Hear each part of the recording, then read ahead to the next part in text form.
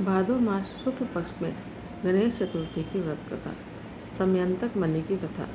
एक बार नैमिषारण्य तीर्थ में शौनक आदि 88 ऋषियों ने शास्त्रवेता सूर्य जी से पूछा कि हे सूर्य जी महाराज, सभी कार्यों की निर्विघ्न समाप्ति किस प्रकार से हो? धन के उपार्जन में कैसे सफलता मिल सकती है और मनुष्यों की पुत्र सौभाग्य और संपत्ति की वृद्धि किस प्रकार हो सकती है? धन के उपार्जन में कैसे सफलता मिल सकती है और मनुष्यों की पुत्र सौभाग्य और संपत्ति की वृद्धि किस प्रकार हो सकती है? पति पत्नी में कलह भाव से बचाव, भाई भाई में परस्पर बैर भाव से अलगाव और उदासीनता से अनुकूलता कैसे मिल सकती है?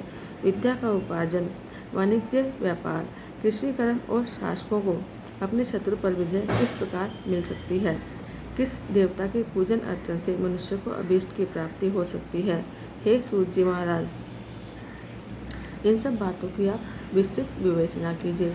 सूर्य जी कहते हैं कि हे ऋषियों, प्राचीन काल में जब कौरव पांडवों की सेना युद्ध के लिए तैयार हुई तो उसी समय कुंती नंदन युधिष्ठिर ने श्री कृष्ण से पूछा, हे श्री कृष्ण, आप यह बताइए कि हमारी निर्विघ्न विजय कैसे होगी? किस देवता की आराधना से हम अभीष्ट सिद्धि प्राप्त कर सकेंगे? श्री कृष्ण जी कहते हैं कि हे वीर, पार्थिव जी के मैल से उत्पन्न गणेश जी की पूजा कीजिए। उसकी पूजा से आप अपने राज्य को पा जाएंगे, यह निश्चित है। युधिष्ठिर ने प्रश्न किया कि हे देव, गणेश पूजन का क्या विधान है? किस विधि को पूजा करने से वे सिद्धि देते हैं? श्री गणेश जी कहते हैं कि हे महाराज, भादो महीने के शुक्ल पक्ष की चतुर्थी को इनकी पूजा करनी चाहिए और श्रावण अघन माघ मास की चतुर्थी को भी पूजा की जा सकती है। हे राजन युधिष्ठिर, यदि आप में श्रद्धा भाव हो तो भादो शुक्ल चतुर्थी से ही गणेश जी की पूजा आरंभ कर दीजिए। व्रती को चाहिए कि प्रातःकाल उठकर सफ़ेद तिल से स्नान करें। दोपहर में सोने की मूर्ति 4 तोले, 2 तोले, 1 तोले या आधे तोले की अपनी सामर्थ्य के अनुसार बनावे। यदि संभव न हो तो चांदी की प्रतिमा ही बनवा ले। यदि ऐसा न कर सके तो मिट्टी की मूर्ति बनवा ले, परंतु अर्थ संपन्न होते हुए कृपणता न करे। यही वर विनाशक और यही सिद्धि विनायक है। मनोवांछा की सिद्धि के लिए भादो शुक्ल चौथ को इनकी पूजा करें। इनकी पूजा करने से सारी आकांक्षाएं पूरी हो जाती हैं। इसीलिए इनको भूमंडल में इन्हें सिद्धि विनायक कहते हैं। ध्यान की विधि, एक दांत वाले, सूप के समान विस्तृत काम वाले, हाथी के समान मुख वाले, 4 भुजाधारी, हाथ में पाश और अंकुश धारण किए हुए सिद्धि विनायक गणेश जी का हम ध्यान करते हैं। एकाग्र मन से पूजन करें। पंचामृत से स्नान कराने के बाद शुद्ध जल से स्नान करावे। फिर भक्तिपूर्वक गणेश जी को गंध चढ़ावे। आवाहन करके पाद्य अर्घ्य आदि देने के बाद 2 लाल वस्त्र अर्पण करें। तत्पश्चात पुष्प, धूप, नैवेद्य, दीप आदि अर्पण करें। फिर पान के ऊपर कुछ मात्रा में सोना रखकर अथवा रुपया, ठन्नी आदि चढ़ावे। इसके बाद गणेश जी को 21 दुर्वा चढ़ावे और निम्न नामों द्वारा भक्तिपूर्वक गणेश जी की दुर्वा पूजा करें। हे गणाधीप, हे उमापुत्र, हे पाप के नाशक, हे विनायक, हे ईशनंदन, हे सर्व सिद्धिदाता, हे एकदंत, हे गजमुख, हे मूषक वाहन, हे स्कंद कुमार के ज्येष्ठ भ्राता, हे गजानन महाराज, मैं आपको प्रणाम करता हूँ। रोली, पुष्प और अक्षत से और साथ में 2-2 दूब लेकर प्रत्येक नाम का उच्चारण करते हुए अलग अलग नामों से दुर्वा अर्पित करें। हे देवाधिदेव, आप मेरे दूर को स्वीकार करें। मैं आपसे बार बार विनती करता हूँ। इसी प्रकार भुना हुआ गेहूँ और गुड़ अर्थात गुड़ धनिया, जो गणेश जी को परम प्रिय है, चढ़ावे। इसके बाद शुद्ध घी से निर्मित 21 लड्डू हाथ में लेकर हे कुरुकुल प्रदीप कहकर गणेश जी के आगे रख दे। उनमें से 10 लड्डू ब्राह्मण को दान कर दे और 10 लड्डू अपने भोजन के निमित्त रख ले। शेष लड्डू को गणेश जी के सामने नैवेद्य के रूप में रखा रहने दे। स्वर्ण प्रतिमा भी ब्राह्मण को दान दे दे। सभी कर्म करने के बाद अपने इष्ट देव का पूजन करें। फिर ब्राह्मण को भोजन कराकर खुद भोजन करें। याद रहे कि उस दिन मूंगफली, वनस्पति, बर्रे आदि के तेल का उपयोग ना करें। अधोवस्त्र और उत्तरीय वस्त्र के सहित गणेश जी की मूर्ति को संपूर्ण विघ्न निवारण के लिए विद्वान ब्राह्मण को दान कर दे। हे धर्मराज युधिष्ठिर, इस प्रकार गणेश जी की पूजा करने से आप सभी पांडवों की विजय होगी। इसमें संदेह की कोई बात नहीं है। यदि यह मैं बिल्कुल सत्य कह रहा हूँ।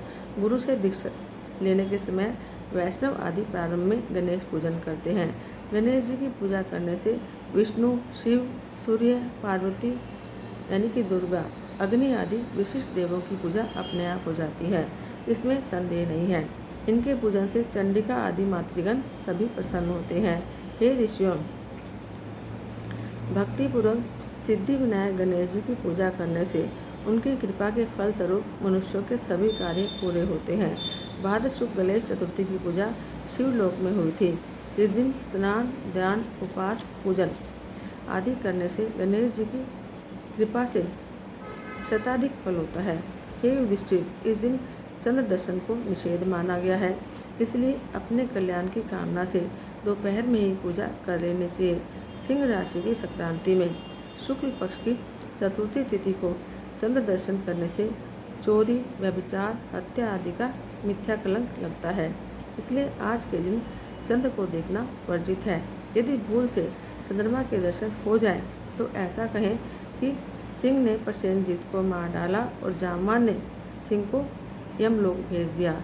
हे बेटा, रो मत, तुम्हारी समयंतक मणि यह है। उसके बाद समयंतक मणि की कथा को कहें।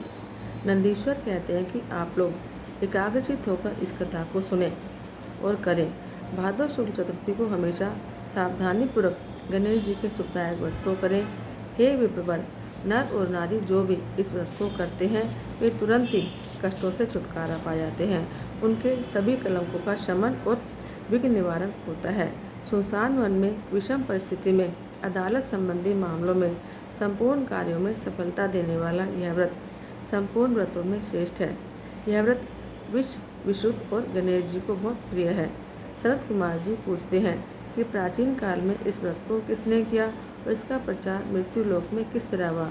आप गणेश जी के व्रत को विस्तार पूर्वक कहिए।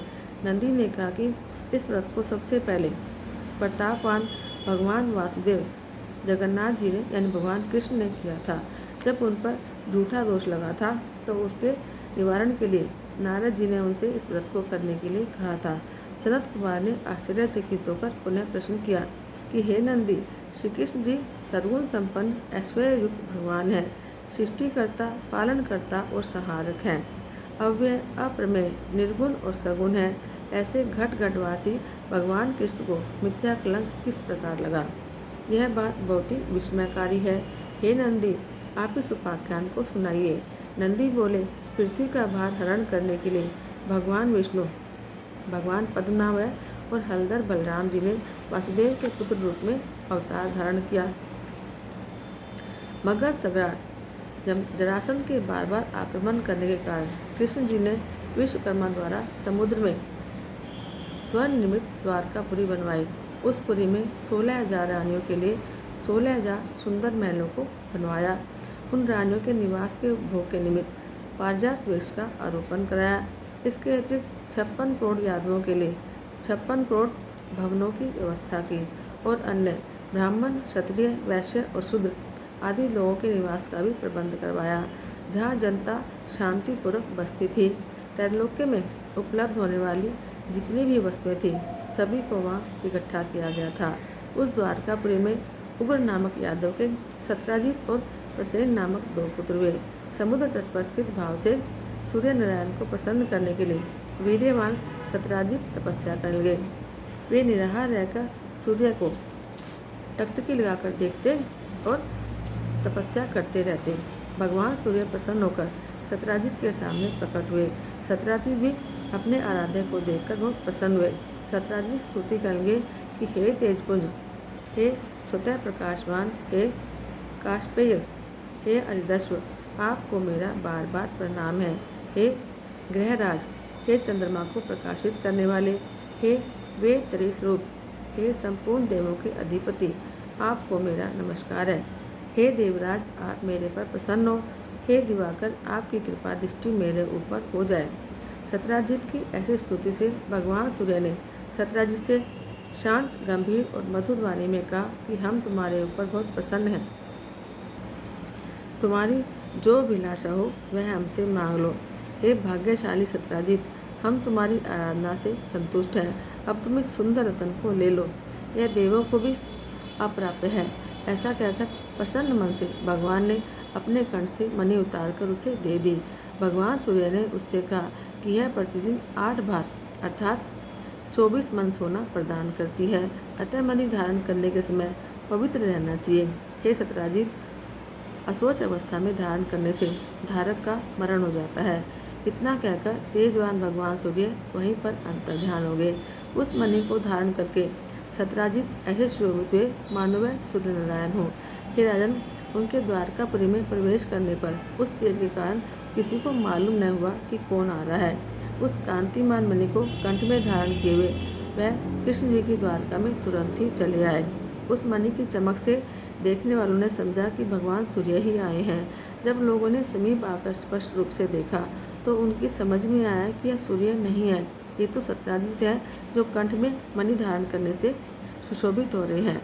सत्राजित के कंठ में समयंतक मणि को देखकर भगवान कृष्ण का मन लालायित उठा, लेकिन वो क्या करते, उन्होंने उसको लेने की चेष्टा भी नहीं की। उधर सत्राजित के मन में संदेह उत्पन्न हो गया कि कहीं कृष्ण जी मुझसे यह मणि मांगने ले। इस भय से उसने इस मणि को अपने भाई प्रसेनजीत को दे दिया, साथ ही उसे पवित्र रहकर पहनने के लिए सावधान भी कर दिया। एक समय की बात है कि प्रसेनजीत उस मणि को पहने हुए श्री कृष्ण के साथ वन में आखेट के लिए गए।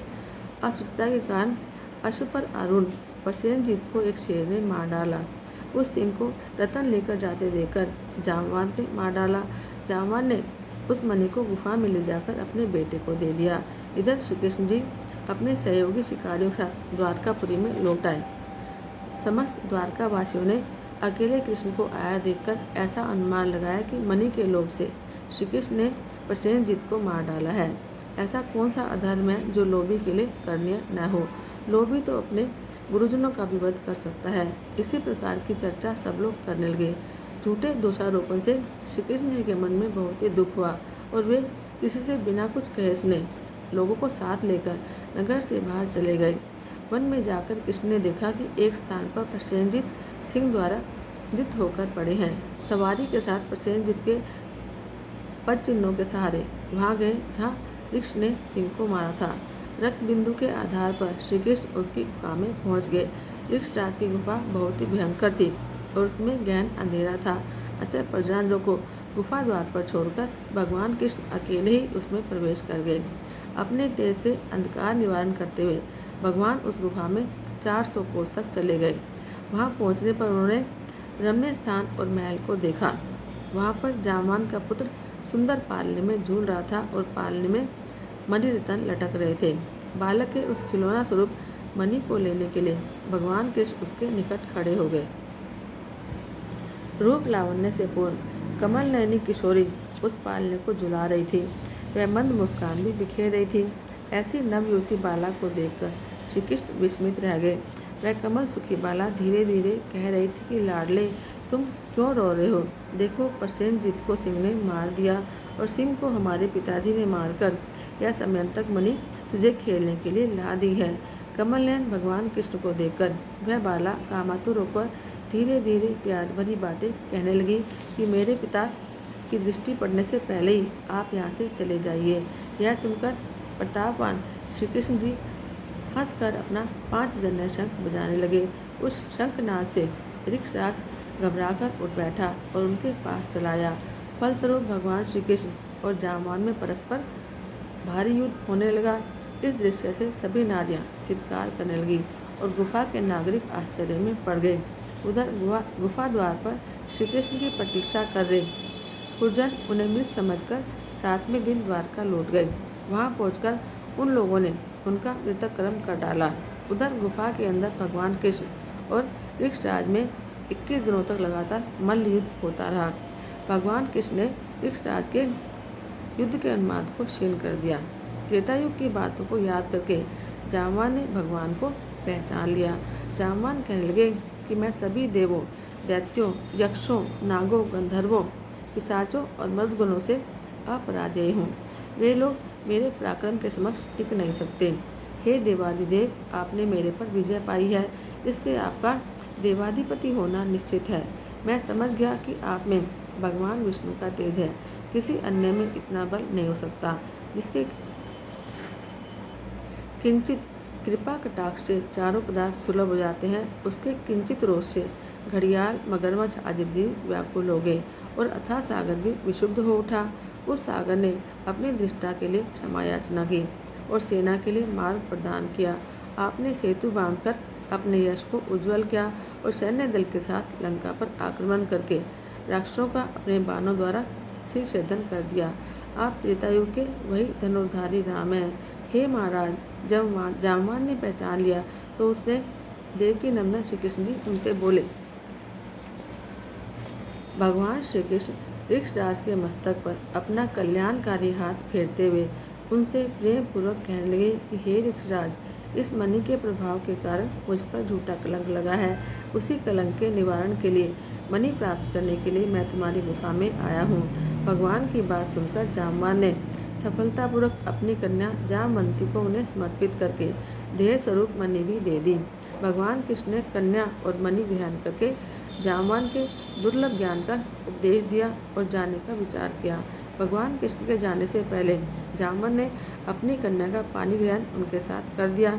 जामवंती के साथ मणि लेकर भगवान कृष्ण प्रसन्न मन से द्वारका आए। जिस प्रकार किसी मृतक के पुनर्जीवित होने पर उसके परिवार वालों के हर्ष की सीमा नहीं रहती, वही अवस्था कृष्ण को देखकर द्वारकावासियों की हुई। श्री कृष्ण की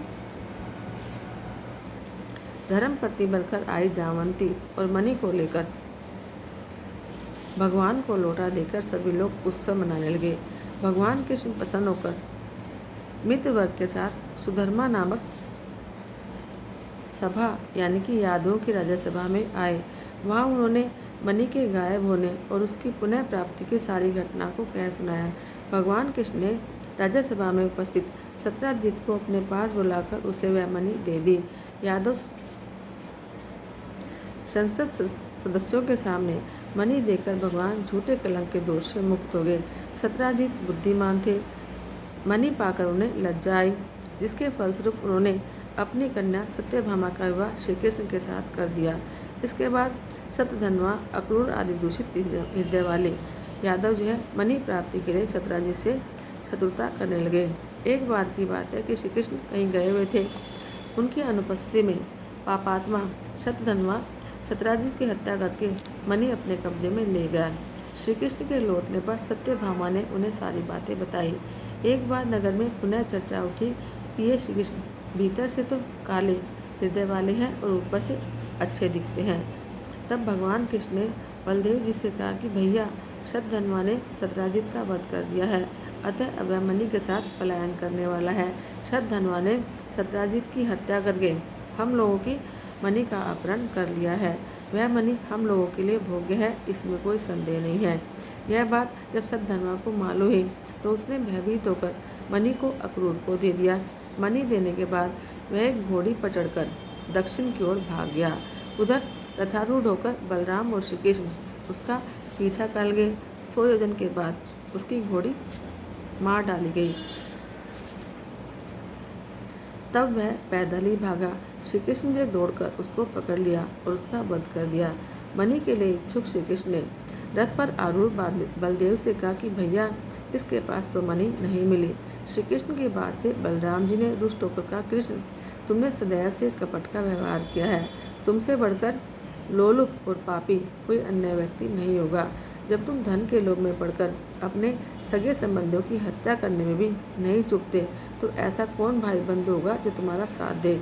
फिर बलराम जी की तुष्टि के लिए श्री कृष्ण ने स्पत के द्वारा उन्हें प्रसन्न करने का प्रयास किया।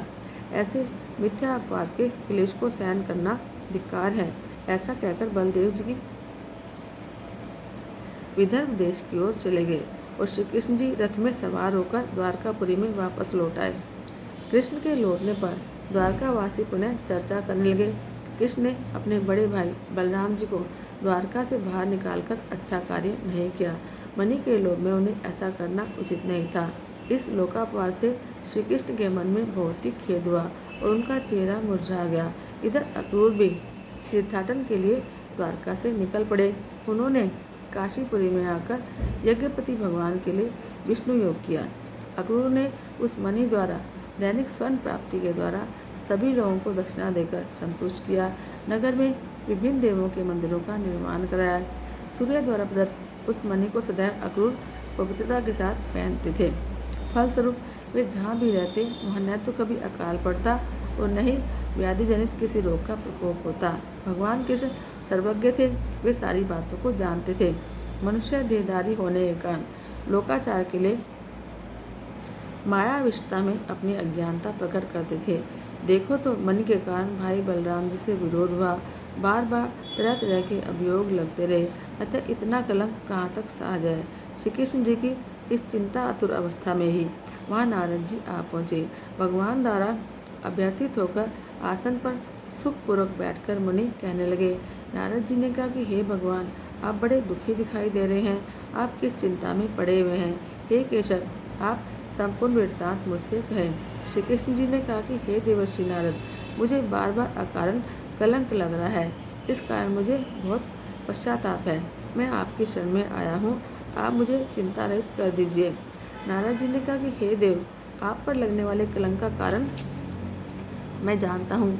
आपने भादो सुदी चतुर्थी को चंद्र को देखा है, इसलिए आपको बार बार कलंकित होना पड़ रहा है। नारद जी की बात सुनकर भगवान कृष्ण सार गर्भित वाणी में कहने लगे कि हे देवर्षि नारद जी, चतुर्थी के चंद्र दर्शन से कैसे दोष लगता है, जबकि द्वितीया के चांद का लोग दर्शन करते हैं और उसका सुंदर फल पाते हैं। नारद जी ने कहा कि स्वयं गणेश जी ने दर्शनीय रूप वाले अर्थात सुंदरतम रूप पर गर्व करने वाले चंद्रमा को श्राप दिया है कि आज के दिन जो लोग तुम्हें देखेंगे, समाज में उन्हें बेकार में ही निंदा का पात्र बनना पड़ेगा। श्री कृष्ण ने पूछा कि हे मुनिवर, अमृत की वृष्टि करने वाले चंद्रमा को गणेश जी ने क्यों श्राप दिया? आप इस सर्वोत्तम उपाख्यान का वर्णन कीजिए। नारद जी ने उत्तर दिया कि प्राचीन काल में ब्रह्मा, विष्णु और शिव ने मिलकर गणेश जी को अष्ट सिद्धि और नवनिधि को पत्नी स्वरूप प्रदान किया। फिर शास्त्रों में लिखे हुए विधि के अनुसार गणेश जी की पूजा करके उन्हें संपूर्ण देवों में अग्रणी बनाकर प्रजापति ब्रह्मा जी उनकी स्तुति करने लगे। ब्रह्मा जी ने कहा कि एक हाथी के समान मुख वाले हे गणपति, हे लंबोदर, हे वरदायक, हे समस्त विद्याओं के अधिपति, हे देवताओं के अधिनायक, हे सृष्टिकर्ता, पालक और संहारकर्ता गणेश जी, जो लोग भक्तिपूर्वक आपको लड्डू चढ़ाकर पूजा करेंगे उनके सभी विघ्न दूर हो जाएंगे और दुर्लभ सिद्धि प्राप्त होगी, इसमें संशय नहीं। जो देवता या दानव आपकी पूजा किए बिना सफलता की कामना करते हैं उन्हें अरबों कल्प तक भी सिद्धि नहीं मिलती। हे गणाध्यक्ष, आपके कृपा कटाक्ष के बल पर सदा विष्णु पालन करते हैं और शिवजी संहार करते हैं। ऐसी स्थिति में मेरी सामर्थ्य नहीं है जो मैं आपकी स्तुति कर सकूं। ब्रह्मा जी के मुख से ऐसी स्तुति सुनकर गणेश जी ने विश्व के अधिपति ब्रह्मा जी से प्रेम से कहा। गणेश जी ने कहा कि हे जगत के रचयिता ब्रह्मा जी, मैं आपकी भक्ति और निश्चल स्तुति से प्रसन्न हूँ। आपकी जो इच्छा हो मुझसे वर के रूप में मांग लीजिए, मैं उसे पूरा करूँगा।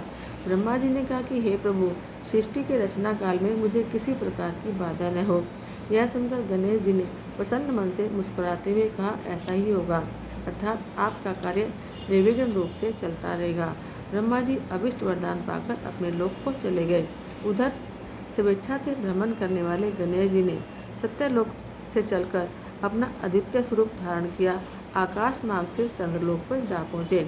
रूपशाली चंद्रमा ने गणेश जी के ऐसे हास्य योग्य स्वरूप को देखा, जिससे उनकी लंबी सूप के समान कान, लंबे दांत, भारी भरकम तोंदीला पेट और चूहे के वाहन पर आसीन है। ऐसे विस्मयकारी रूप को देखने से रूप गर्वित चंद्रमा को हंसी आ गई। चंद्रमा के हंसने से गणेश जी कुपित हो गए, उनकी आंखें क्रोध से लाल हो गई। उन्होंने चंद्रमा को श्राप दिया कि तुम दर्शनीय और सुंदर रूप वाले मुझको देखकर हंस रहे हो। गणेश जी ने कहा कि चंद्रमा, तुम मद से दर्पित हो रहे हो, इसका फल तुम्हें बहुत जल्दी भोगना पड़ेगा। आज से शुक्ल चतुर्थी के दिन कोई भी व्यक्ति तुम्हारे पापी मुख को नहीं देखेगा। जो व्यक्ति भूल से भी तुम्हारे मुख को देख लेगा उसे अवश्य कलंकित होना पड़ेगा। नारद जी कहते हैं कि हे श्री कृष्ण जी, ऐसा भीषण साप सुनकर विश्व में हाहाकार मच गया और चंद्रमा का मुख मलिन हो गया, तब जल में प्रविष्ट कर गए। उसी दिन से चंद्रमा अपना स्थान जल में बनाकर रहने लगे। इधर देवता, ऋषि और गंधर्वों को बड़ी निराशा हुई और वे सब दुखी होकर देवराज इंद्र के नेतृत्व में पितामह ब्रह्मा जी के लोक में गए। ब्रह्मा जी का दर्शन करने के बाद उन लोगों ने चंद्रमा के वृत्तांत का वर्णन कर दिया कि आज गणेश जी ने चंद्रमा को शाप दे दिया है। तब ब्रह्मा जी ने सोचकर उन देवताओं से कहा कि हे देवताओं, गणेश जी के शाप को कोई काट नहीं सकता है। न तो मैं ही काट सकता हूँ और न ही विष्णु और या न ही इंद्र आदि देवता, ऐसा आप निश्चय जानिए। इसलिए हे देवो, आप उन्हीं की शरण में जाएं, वे ही चंद्रमा को शाप मुक्त कर सकते हैं। देवताओं ने पूछा कि हे पितामह, हे अति बुद्धिशाली, हे प्रभु, किस उपाय से गजानन प्रसन्न होकर वर देंगे? आप उसी उपाय को बतलाइए। ब्रह्मा जी ने कहा कि गणेश जी का पूजन विशेषतया कृष्ण चतुर्थी को रात्रि में यत्न पूर्वक करना चाहिए। शुद्ध घी में उन्हें मालपुआ, लड्डू आदि बनाकर भोग लगाना चाहिए। स्वयं भी इच्छापूर्वक मिष्ठान, हलवा, पूरी, खीर आदि का भोग लगाकर प्रसाद ग्रहण करना चाहिए। ब्राह्मणों को दान स्वरूप गणेश जी की सोने की प्रतिमा देनी चाहिए। शक्ति के अनुसार दक्षिणा दे, धन रहते हुए कृपणता ना करें। पूजन व्रत आदि की विधि जानकर सब देवताओं ने देवगुरु बृहस्पति को भेजा। उन्होंने चंद्रमा के पास जाकर ब्रह्मा जी की बताई हुई विधि सुनाई। चंद्रमा ने ब्रह्मा जी की बताई हुई विधि के द्वारा गणेश जी का व्रत और पूजन किया, जिसके फलस्वरूप प्रसन्न होकर भगवान गणेश जी प्रसन्न हो गए। अपने सम्मुख गणेश जी को क्रीड़ा करते हुए देखकर चंद्रदेव उनकी स्तुति करने लगे। चंद्रमा ने कहा कि हे वो, आप समस्त कारणों में आदि कारण हैं। आप सर्वज्ञ और सबके जानने योग्य हैं। आप मुझ पर प्रसन्न होइए। हे देवाधिपति, हे जगन्निवास, हे लंबोदर, हे वक्रतुंड, हे गणेश जी, हे ब्रह्मा विष्णु से पूजित, मैंने गर्व के कारण आपका उपवास किया था, उसके लिए मैं आपसे क्षमा प्रार्थी हूँ। आप मुझ पर प्रसन्न होइए। हे गणेश जी, जो आपकी पूजा न करके अर्थ सिद्धि की इच्छा रखते हैं, वे वास्तव में मूर्ख और संसार में अभागे हैं। मुझे अब आपके संपूर्ण प्रभाव का ज्ञान हो गया है। जो पापात्मा आपकी पूजा से विमुख रहते हैं, उन्हें नरक में भी स्थान नहीं मिलता। चंद्रमा द्वारा ऐसी स्तुति सुनकर गणेश जी हंसते हुए मेघ के समान गुरु गर्जना में बोले। गणेश जी ने कहा कि हे चंद्रमा, मैं तुम्हारे ऊपर प्रसन्न हूँ। तुम्हारी जो इच्छा हो वह तुम मुझसे वरदान के रूप में मांग लो, मैं तुम्हें देने के लिए तैयार हूँ। चंद्रमा ने कहा कि मेरा दर्शन सभी लोग पुनः पूर्वत करने लगे। चंद्रमा ने कहा कि हे गणेश्वर, आपकी कृपा से मेरे पाप शाप दूर हो जाएं। यह सुनकर गणेश जी ने कहा कि हे चंद्रमा, मैं तुम्हें इसके बदले दूसरा वर दे सकता हूँ, किंतु यह नहीं दे सकता। विघ्नेश्वर गणेश जी के ऐसे वचन को सुनकर ब्रह्मा आदि देवगण अत्यंत भयभीत होकर भक्तवत्सल गणेश जी की प्रार्थना करने लगे। देवता लोग निवेदन करने लगे कि हे देवादिदेव, आप चंद्रमा को शाप मुक्त कर दें। यही वरदान हम सभी आपसे चाहते हैं। आप ब्रह्मा जी के बड़प्पन का विचार कर चंद्रमा को शाप मुक्त कर दें। देवताओं की बात सुनकर गणेश जी ने बड़े ही आदर के साथ कहा कि आप लोग मेरे भक्त हैं, अतः मैं आप लोगों को अभिष्ट वर प्रदान करता हूँ। गणेश जी ने कहा कि जो लोग भादो सुदी चौथ को चंद्रमा का दर्शन करेंगे, उन्हें मिथ्या कलंक तो अवश्य ही लगेगा, इसमें कोई भी संदेह नहीं है। किंतु महीने के आरंभ में शुक्ल द्वितीया के दिन जो व्यक्ति हर महीने निरंतर तुम्हारा दर्शन करते रहेंगे, उन्हें भादो सुदी चौथ के दर्शन का दुष्परिणाम नहीं भोगना होगा। नारद जी कहते कि हे कृष्ण, तभी से द्वितीया के दिन सब लोग आदरपूर्वक चंद्र दर्शन करने लगे। स्वयं गणेश जी ने द्वितीया के चंद्र दर्शन की महत्ता का वर्णन किया है, किंतु दूज चंद्रमा का दर्शन करने वाले को पापात्मा भाद्र शुक्ल चतुर्थी को तुम्हारा दर्शन करेंगे, उन्हें 1 वर्ष के भीतर ही मिथ्या कलंक का भागी होना पड़ेगा। इसके बाद चंद्रमा ने गणेश जी से पुनः पूछा कि यदि ऐसी घटना हो जाए तो हे देवादिदेव, आप किस उपाय से प्रसन्न होंगे, यह बताने की कृपा कीजिए। श्री गणेश जी ने कहा कि कृष्ण पक्ष की प्रत्येक चतुर्थी को जो लोग लड्डू का भोग लगाकर मेरा पूजन करेंगे और विधिपूर्वक रोहिणी के साथ तुम्हारी पूजा करेंगे, वे लोग मेरी स्वर्ण प्रतिमा का पूजन करके कथा सुनेंगे और ब्राह्मण भोजन कराकर उन्हें दान देंगे, तो मैं सदैव उनके कष्टों का निवारण करता रहूँगा। यदि सोने की प्रतिमा निर्मित कराने की क्षमता न हो तो मिट्टी की प्रतिमा का विविध सुगंधित फूलों से मेरा पूजन करें। कि प्रसन्न मन से ब्राह्मण को भोजन कराकर विधिपूर्वक पूजन करने के बाद कथा सुनकर वर्णित वर्णित द्वारा ब्राह्मण को समर्पित करें। और हे देवदेव गणेश जी, आप हमारे इस दान से प्रसन्न होइए और सदैव सभी समय हे देव आप हमारे कार्यों को निर्विघ्न पूरा करें। आप सम्मान, उन्नति, धन धान्य, पुत्र पुत्र आदि देते रहें। हमारे वंश में विद्वान, गुणी और आपके भक्त पुत्र उत्पन्न होते रहें। फिर ब्राह्मण को यथाशक्ति दान की दक्षिणा दे। नमकीन पदार्थों से विरहित होकर लड्डू, मालपुआ, खीर आदि मीठे पदार्थों का ब्राह्मण को भोजन कराकर स्वयं इच्छा के अनुसार भोजन करें और इस प्रकार व्रत रहकर पूजा करें तो मैं सदा विजय, कार्य में सिद्धि, धन धान्य, विपुल संतति देता रहूँगा। इस प्रकार कहकर सर्वसिद्धि विनायक गणेश जी वहाँ से अंतर्ध्यान हो गए। नारद जी ने कहा कि हे कृष्ण जी, आप भी इस व्रत को कीजिए, आपका कलंक दूर हो जाएगा। तब नारद जी के आदेश के अनुसार भगवान श्री कृष्ण ने अनुष्ठान किया। इस व्रत के करने से श्री कृष्ण कलंक से मुक्त हो गए। नारद जी कहते हैं कि जो कोई आपके समयंतक मणि के उपाख्यान को सुनेंगे, चंद्रमा के चित्र का कथानक सुनेंगे, उन्हें भाद्र शुक्ल चतुर्थी के चंद्र दर्शन का दोष नहीं लगेगा। जब भी मानसिक संकट या किसी तरह का संशय उत्पन्न हो, चंद्रमा का दर्शन भूल से हो जाए तो उसके निमित्त इस कथा को सुनना चाहिए। ऐसा देवताओं ने वर्णन किया है कि श्री कृष्ण जी ने गणेश जी की आराधना करके व्रत और पूजन से उन्हें प्रसन्न किया। अतः मनुष्य को चाहिए कि इस क्लेश अपहारक कथा को अवश्य सुने। नर और नारी पर किसी प्रकार का संकट आने पर इस व्रत को करने से उनके सारे मनोरथ सिद्ध होते हैं। विघ्न विनायक गणेश जी की प्रसन्नता से मनुष्य को संसार में सभी पदार्थ सुलभ हो जाते हैं। बोले गणेश जी महाराज की जय। गाइए गणपति जगवंदन, शंकर सुवन भवानी नंदन। सिद्धि सदन गजवदन विनायक, कृपा सिंधु सुंदर सब लायक। गाइए गणपति जगवंदन। मोदक मुद प्रिय मंगल दाता, विद्यावारिधि बुद्धि विधाता। गाइए गणपति जगवंदन। तुलसीदास आस कर जोड़े, बसो राम सिय मानस मोरे। गाइए गणपति जगवंदन, शंकर सुवन भवानी नंदन। गाइए गणपति जगवंदन। बोलो गणेश जी महाराज की जय।